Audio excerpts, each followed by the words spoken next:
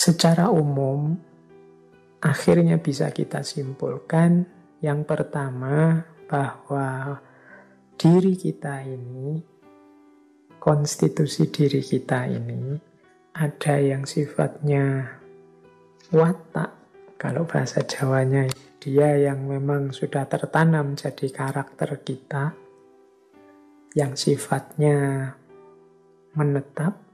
Ada juga yang sifatnya aspek-aspek yang sifatnya bisa berubah. Kalau pakai terminologi Jawa, ini mohon maaf yang dari budaya yang berbeda, orang Jawa itu punya istilah watek, watuk, wahing. Unik ya. Watek itu watak, watuk itu batuk, kalau wahing itu bersin. Jadi konstitusi diri kita itu yang ada menetap dalam diri namanya watak atau karakter. Jadi watak itu ada dalam diri kita. Ini sulit mengubahnya, kecuali memang kita secara serius ingin berubah pelan-pelan, butuh waktu yang lama. Ini namanya watak. Ada juga watuk. Watuk itu kan dari dalam diri kita batukkan. Karena ada mungkin gatal-gatal di tenggorokan atau dada sesak, terus kita batukkan. Jadi ada dorongan dalam diri. Ini maksudnya apa? Konstitusi diri kita itu juga berasal dari diri kita sendiri. Cita-cita, keinginan, mimpi, dan lain sebagainya. Jadi ada watak, ada watuk. Yang ini butuh dilampiaskan keluar, butuh diekspresikan. Seperti batuk, kalau kita tahan kan tidak enak, sakit. Nah yang ketiga, wahing. Wahing itu bersin. Kita bersin itu ketika ada debu atau barang-barang dari luar masuk dalam diri kita lewat hidung. Yang itu ketika hidung merasa tidak nyaman, terus dia dimuntahkan keluar dalam bentuk bersin atau wahing. Jadi konstitusi diri kita itu antara lain juga ada pengaruh-pengaruh dari luar yang masuk ke dalam diri kita. Yang cocok sih tidak masalah, nyaman saja. Yang tidak cocok kita buang keluar. Itulah yang disebut bersin tadi. Wahing. Jadi watek, watuk, dan wahing. Ini konstitusi diri kita. Nah, jadi yang pertama itu strukturnya. Kemudian yang kedua, dari pengenalan macam-macam yang kita bahas bulan ini, ada beberapa tahapan yang penting kita lakukan sebagai pribadi agar kita menjelma jadi pribadi yang ideal. Jadi untuk jadi pribadi ideal dengan mempertimbangkan segala sesuatu termasuk watak generasi yang malam hari ini kita ulas. Yang pertama, perlu bagi kita dasar dari segalanya adalah pengenalan diri. Jadi kita pahami diri kita. Siapa sih aku ini? Mimpi-mimpiku apa? Kemudian apa yang harus aku lakukan, tanggung jawabku apa, dan lain sebagainya. Ini aspek pengenalan diri, termasuk aku ini dari generasi yang mana, kecenderungan umumku apa sebagai generasi hari ini. Ini namanya memahami diri. Oh pantes aku kok sulit sekali lepas dari gadget, dari smartphoneku. Ternyata aku ini masuk generasi Z atau generasi Alpha yang memang sejak lahir sudah akrab dengan gadget, akrab dengan smartphone misalnya. Nah, ini namanya mengenali diri. Yang kedua, kalau sudah mengenali diri, perlu kita lakukan penerimaan diri. Jadi penerimaan diri itu apapun temuan kita tentang diri kita, pertama-tama harus kita terima. Kita akui, ternyata saya itu orangnya mudah tersinggung. Ternyata saya itu orangnya susah menerima kritik, ternyata saya itu punya mimpi untuk jadi konglomerat dan lain sebagainya. Nah, ini namanya penerimaan diri. Baik secara real maupun ideal. Real itu kenyataan kita apa adanya, ideal itu mimpi-mimpi kita. Jadi setelah mengenali diri, memahami diri, kita terima diri. Kan ada banyak situasi real kita yang ya sulit kita menghindar. Mau tidak mau ya harus diakui kita ini masuk baby boomers. Mau tidak mau harus diakui saya ini masuk generasi X dengan segala ciri dan pengaruh zaman pada diri kita. Nah, kalau sudah menerima, tahap ketiga ya pengungkapan diri. Pengungkapan diri itu ya kita tunjukkan diri kita apa adanya. Jadi inilah saya.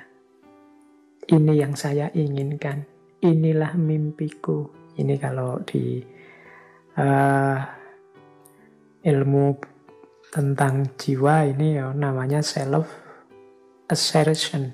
Jadi mengungkapkan diri itu menegaskan apa yang aku inginkan dan apa yang tidak aku inginkan. Ini yang aku seneng dan apa yang aku tidak seneng. Itu yang aku cocok dan apa yang aku tidak cocok. Ini namanya pengungkapan diri. Kita harus punya keberanian menunjukkan diri kita. Kalau sudah berani mengungkapkan diri, ada tahap selanjutnya yaitu penyesuaian diri. Kita ini hidup tidak sendirian. Kita berhadapan dengan lingkungan sekeliling kita. Baik lingkungan benda-benda, barang-barang, makhluk sekeliling kita maupun lingkungan sosial sesama manusia. Pinter-pinter kita menyesuaikan diri. Bagaimana kita mengelola dan memposisikan diri kita di lingkungan kita secara tepat. Jadi pengungkapan diri yang tadi jadi tahap sebelumnya itu dekat dengan penyesuaian diri. Kita itu mengungkapkan diri kita sambil menyesuaikan diri kita dengan lingkungan sekeliling kita. Saya sebenarnya tidak setuju dengan itu. Akan saya sampaikan bahwa saya tidak setuju, tapi saya menyampaikannya tidak sekarang. Karena sekarang lingkungannya, situasinya masih belum memungkinkan. Mungkin sedang ada musibah, sedang ada bencana. Kalau disampaikan sekarang orang bisa salah paham dan lain sebagainya. Jadi yang keempat ini penyesuaian diri, satu rangkaian dengan pengungkapan diri.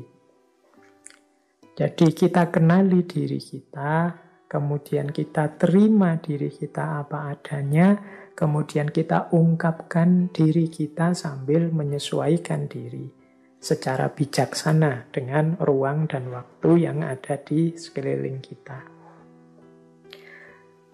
Terakhir, pribadi ideal itu selain melakukan itu semua, harus juga mampu mengembangkan diri.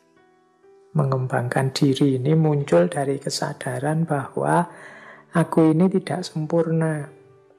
Ada banyak kekurangan-kekuranganku. Ada banyak kelemahan-kelemahanku. Maka gaya hidup paling ideal itu gaya hidup yang mengembangkan diri. Tambah lama kita tambah baik. Tambah lama, tambah meningkat kualitas kita. Tambah lama, tambah meningkat keterampilan kita. Ini namanya pengembangan diri. Jadi kita tambah meningkat kualitas diri kita. Inilah sosok pribadi yang ideal.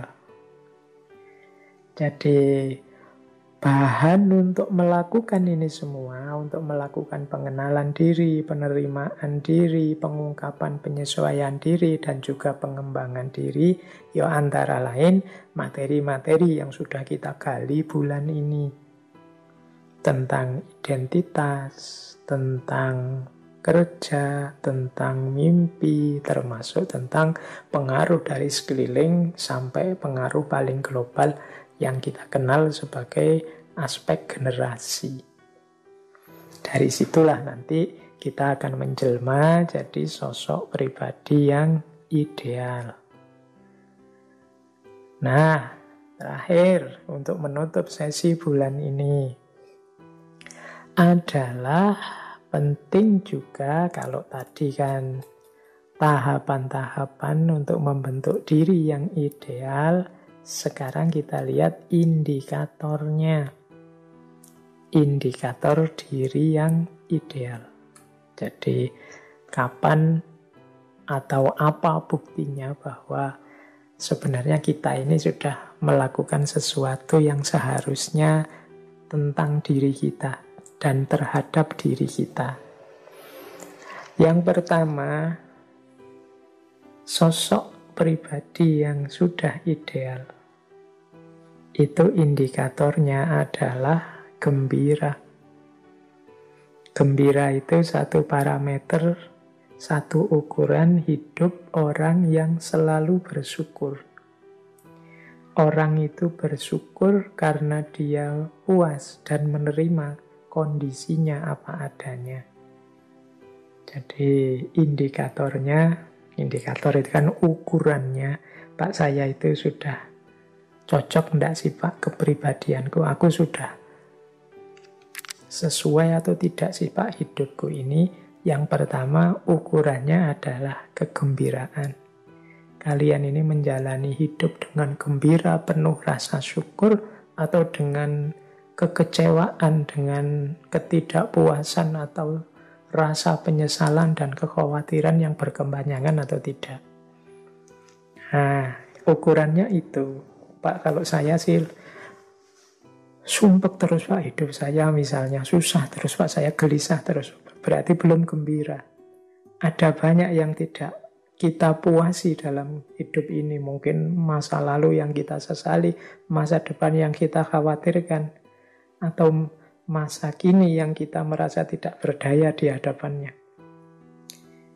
Lah, kalau agama memberi tipsnya, yuk latihan bersyukur. Bersyukur itu berarti kita mampu hidup secara gembira. Kelihatan beda nanti orang yang mampu bersyukur dengan tidak. Aura orang yang senantiasa gembira dengan orang yang selalu mengeluh dan tidak puas akan berbeda. Yang kedua adalah hiduplah dengan gayamu sendiri. Jadi ini indikator bahwa kita ini sudah lega, puas dengan hidup kita. Citra diri yang positif adalah kita hidup dengan gaya kita sendiri. Bukan karena terpaksa diatur orang lain, bukan karena apalagi terseret oleh teman dan lain sebagainya. Enggak, saya ya milih-milih sendiri, saya sukanya memang ini. Lah kok kamu sukanya hari ini kok drama-drama Korea? Ya enggak, saya memang suka. Gaya saya ya memang itu. Yang drama-drama Korea itu. Enggak mentang-mentang ada yang mengkritik penggemar Korea terus saya pura-pura enggak suka Korea misalnya, enggak. Ya gayaku memang suka Korea itu. Atau sebenarnya saya enggak suka Korea, tapi yang lain kan suka Korea. Makanya saya gayanya kayak suka Korea. Nah itu berarti bukan gaya kita sendiri. Ayo kita hidup sesuai dengan dorongan hati kita sendiri. Ini nanti akan jadi sumber kebahagiaan juga. Ini sama dengan kita menampilkan versi diri kita apa adanya. Tadi kan ada aspek penerimaan diri. Terus ukuran yang ketiga selain gembira dan hidup dengan gaya kita sendiri adalah kita siap untuk disukai atau tidak disukai. Ya hidup ini kan memang tadi kita hidup dengan gaya kita sendiri. Mungkin ada orang yang suka atau tidak suka dengan kita. Ada orang yang nyinyir, ada orang yang iri, ada orang yang dengki, atau ada orang yang mengidolakan kita berlebihan, itu kan menyukai kita, dan lain sebagainya. Dan kita tidak terpengaruh dengan itu. Silahkan saja orang setuju atau tidak dengan pilihan hidupku. Dengan gaya yang kuanggap baik dan benar ini, monggo saja. Tapi inilah aku, apa adanya. Baik kalian suka atau tidak suka. Nah, ini indikator ketiga. Jadi kalau kita sudah bisa gembira, kalau kita sudah hidup dengan gaya kita sendiri, kemudian kita siap untuk disukai atau tidak disukai, ya, kemungkinan kita sudah punya citra diri, pemahaman diri yang positif. Kan banyak orang hari ini yang tidak siap kalau tidak disukai. Kadang-kadang sudah melakukan kebaikan, tetapi kok tidak ada yang respon ya? Kok tidak ada yang jempol, nggak ada yang like? Viewernya kok sangat sedikit, subscribernya sedikit misalnya. Terus kita tidak siap, sudahlah kalau gitu aku tidak begitu lagi. Itu berarti tidak siap untuk disukai. Jadi tujuan dari kebaikan-kebaikan tadi hanya komentarnya orang. ACC persetujuannya orang. Nah, ini menunjukkan kita belum positif kalau memang hanya begitu. Nah, yang keempat adalah kita mampu mengelola diri kita secara mandiri. Mengelola diri secara mandiri itu maksudnya ya kita ini emosi-emosi kita bisa kita kelola sendiri.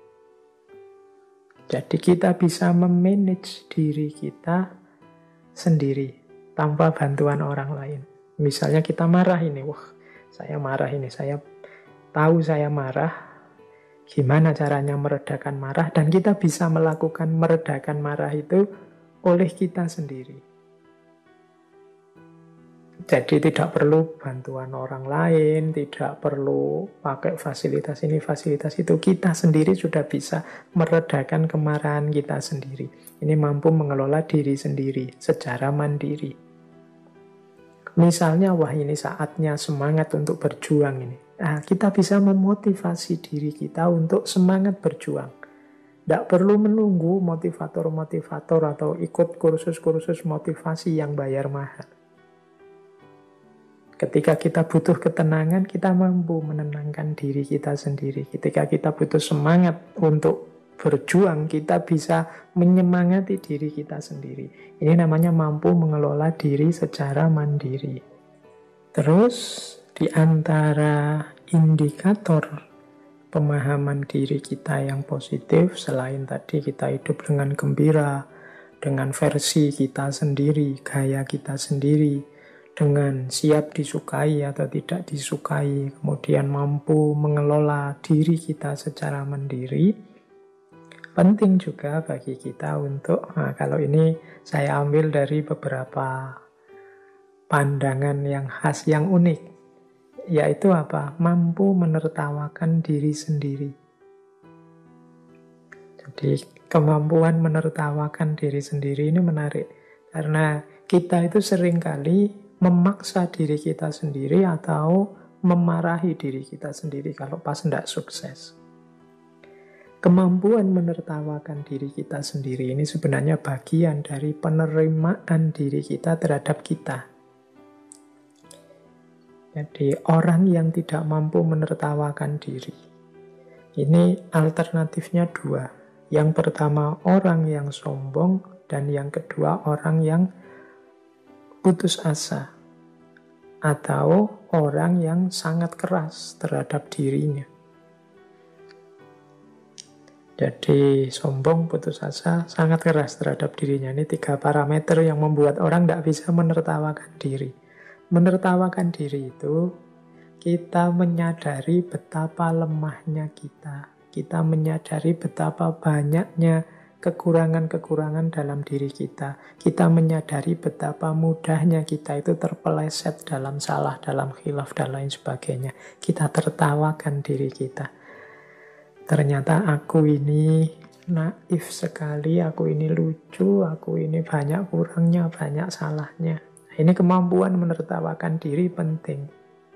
untuk menunjukkan bahwa kita bukan orang yang sombong, bukan orang yang putus asa, atau bukan orang yang sangat keras tidak mencintai diri. Jadi ini indikator.